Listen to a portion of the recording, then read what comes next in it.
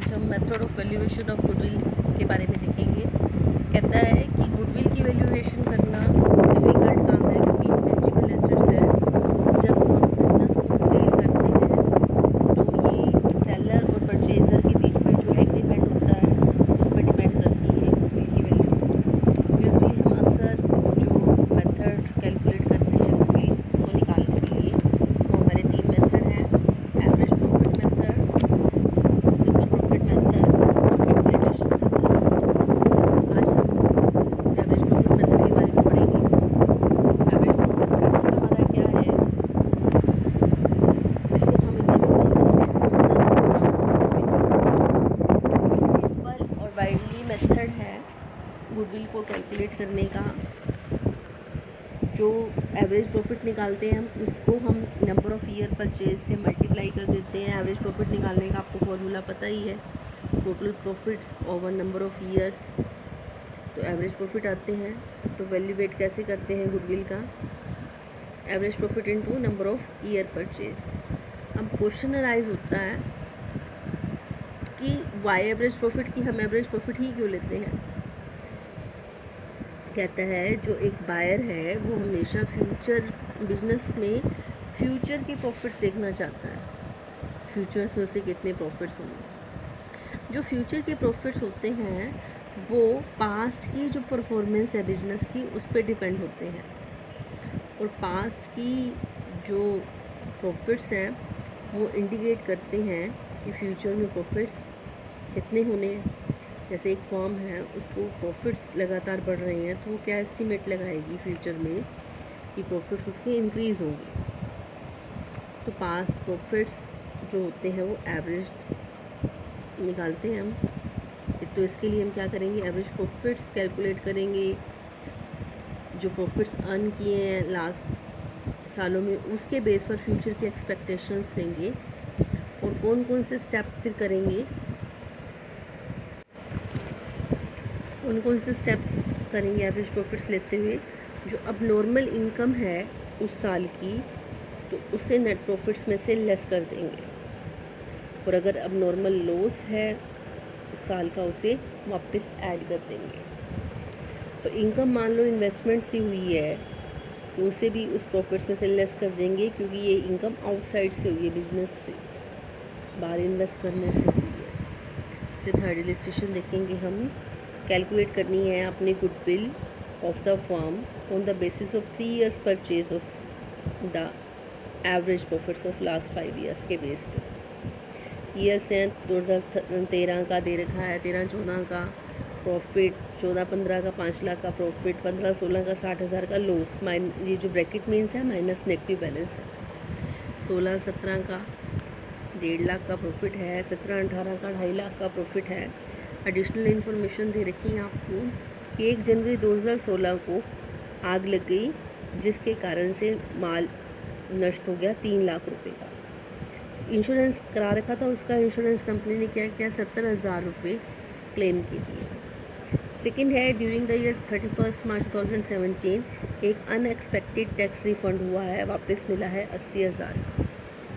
तो देखो बच्चों, आपको भी बताया था अब नॉर्मल इनकम को भी नहीं लेना, अब नॉर्मल लॉस को भी नहीं लेना। अगर अब नॉर्मल इनकम है तो इस ईयर से रिलेटेड इनकम में से उसे लेस कर देंगे, और अगर नॉर्मल लॉस है तो उस ईयर से रिलेटेड जो प्रॉफिट है, ये लॉस है, उसमें क्या कर दिया जाएगा, उसे ऐड कर दिया जाएगा। तो अब टोटल प्रॉफिट्स 5 years के बता रखे हैं आपको। 13-14 का 4 लाख का बता रखा है, और 14-15 का 5 लाख का बता रखा है, 15-16 का 60,000 का लॉस बता रखा था। लेकिन 2,30,000 का क्या हुआ, अब नॉर्मल लॉस है।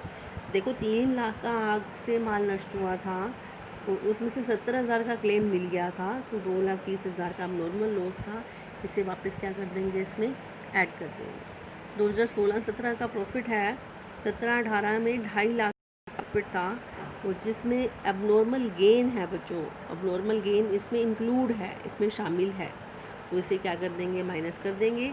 तो अपना टोटल आएगा 13,90,000। इसकी एवरेज निकालेंगे बाय 5 करके 2,78,000।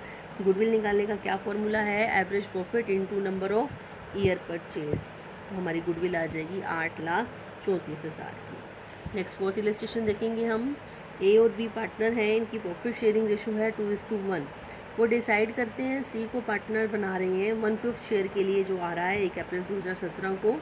इस पर्पज़ के लिए उन्होंने गुडविल की वैल्यूएशन की है 80% of average annual profits of previous 3 years और 4 ईयर्स। पिछले 3 सालों के या 4 सालों के जो एवरेज प्रॉफिट्स हैं जो दोनों में ज़्यादा होंगे उसका 80% क्या होगा, गुडविल होगी। तो आपको प्रॉफिट्स बता रहे हैं लास्ट 4 ईयर्स के, ईयर एंडिंग 31 मार्च 2014 को बता रखा है 15 का, इसी तरह 16 का, 17 का, और आपने कैलकुलेट करनी है गुडविल। तो कैसे कैलकुलेट करेंगे, देखो कैलकुलेट कैसे कर रखा है एवरेज प्रॉफिट का कि एक साइड पे आपने बेस्ड ऑन 3 ईयर्स प्रॉफिट्स बता रखा है, एक side based on 4 years profits. अब 3 ईयर्स प्रॉफिट्स में लास्ट ईयर्स के लेंगे 15, 16 और 17 का, और 4 ईयर्स में चारों सालों का ही ले रखा है। तो अब इसके टोटल करके एवरेज निकालेंगे 3 ईयर्स की, 4 ईयर्स की। तो दोनों में जो ज़्यादा है नेचुरली है कि 4 ईयर्स वाले में ज़्यादा है एवरेज प्रॉफिट्स, इसको 80% गुडविल होगा। तो इसका 80% कितना आएगा, 74,800 ये गुडविल मानी जाएगी। नेक्स्ट हमारा क्वेश्चन है 5th, ए और बी पार्टनर हैं, इनकी प्रॉफिट शेयरिंग रेशो है 3:2।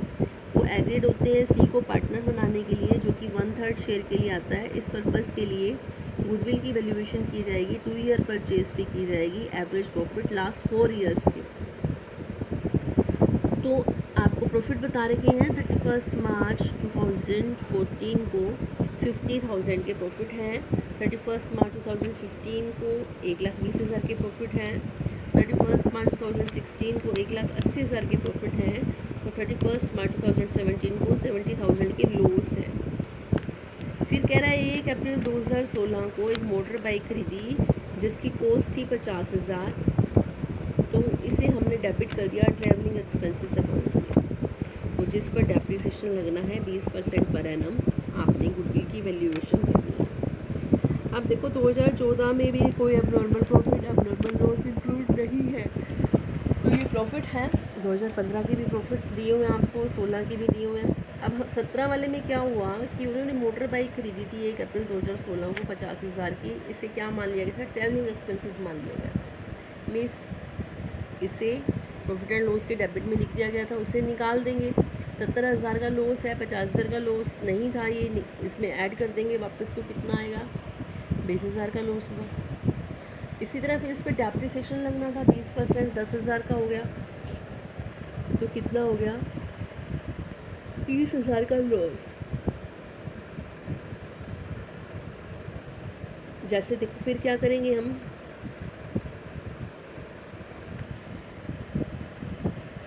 एवरेज प्रॉफिट निकालेंगे। एवरेज प्रॉफिट जो आएंगे नंबर ऑफ़ ईयर परचेज से मल्टीप्लाई कर देंगे, इसको हमारी गुडविल आ जाएगी। आगे नोट्स आपको बना के दे रखा है, तो इस जो मोटर बाइक है वो ट्रैवलिंग एक्सपेंसेस में डेबिट कर दिया है, वो गलत है, तो ये रिड्यूस हो जाएंगे प्रॉफिट इससे, सॉरी लॉस रिड्यूस हो जाएंगे।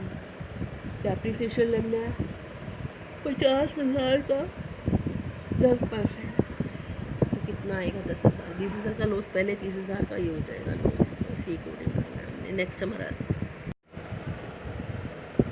हमारा है average weighted average profit method. ये जो मेथड है मॉडिफाई किया गया है एवरेज प्रॉफिट मेथड में। इसमें हर साल क्या कर दिया जाता है, वेट दे दिया जाता है, जो हाईएस्ट वेट उसको दिया जाता है, जो मोर रिसेंट मतलब कि जिसमें ज़्यादा प्रॉफिट होता है, मतलब जो ईयर रिसेंट ईयर मीन्स जैसे 2017, 18, 19, 20, तो इसको 2017 को एक पीछे वाले को कम वेट दिया जाता है, आगे को वेट बढ़ा दिया जाता है।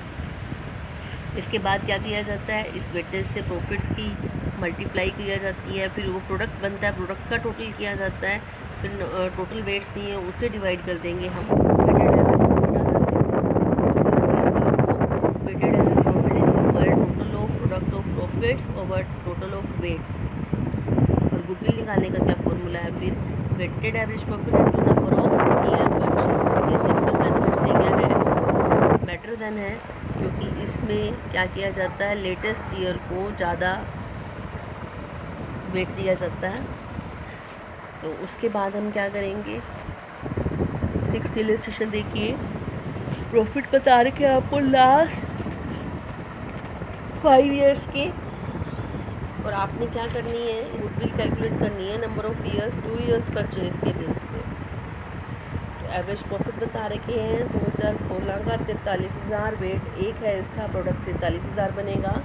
2017 का 50,000, वेट इसका 2 दिया हुआ है 1 लाख के हो गए। 18 का 52,000, वेट दिया हुआ है 3, 1,56,000 की हो गई। 19 का 65,000, 4 वेट दिया हुआ है तो 2,60,000 हो गई।